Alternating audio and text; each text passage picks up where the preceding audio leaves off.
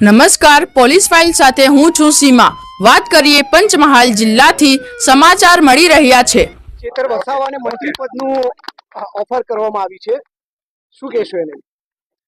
ભાજપનો મંત્રી બનવું ને એના કરતા ખેતી કરવી સારી। ભાજપના મંત્રીને બચારાને મેં જોયા છે, રોય નથી શકતા।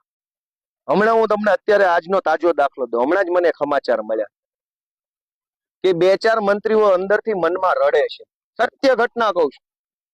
એણે મુખ્યમંત્રીને એવી રજૂઆત કરી કે ભાઈ અમને કંઈક કહો તો ખરા, દિવાળી કાર્ડ છપાવવું છે, એમાં મંત્રી લખો કે ધારાસભ્ય લખો? સમજાણી આખી વાત?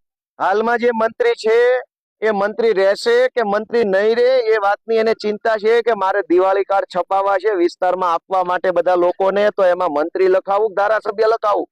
મંત્રી લખાઈને કાર્ડ છપાઈ નાખે ને પત્તું કપાઈ ગયું તો?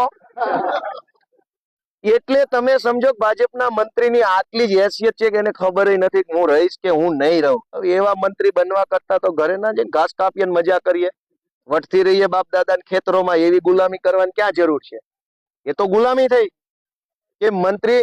અને તમે સમજો કે ગુજરાતના મંત્રી મંડળને સંગીત ખુરશીની રમત બનાવી દીધી ભાજપે।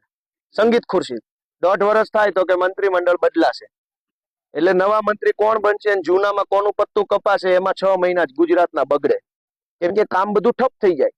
અત્યારે મંત્રી મંડળ બદલાવાના સમાચાર આવ્યા છે, એટલે જે કઈ મંત્રીઓ છે એનું કામ તો ઠપ થઈ ગયું હશે, કામ ઉભું રહી ગયું, કેમ કે હું રહીશ કે હું નહીં રહું એ ચિંતામાં બધું ચાલતું હોય, તો કામ ઉભા રહી ગયા।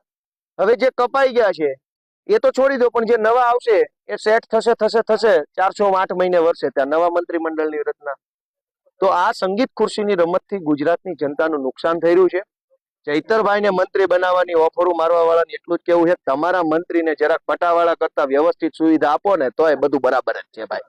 અમારે નથી તમારો મંત્રી।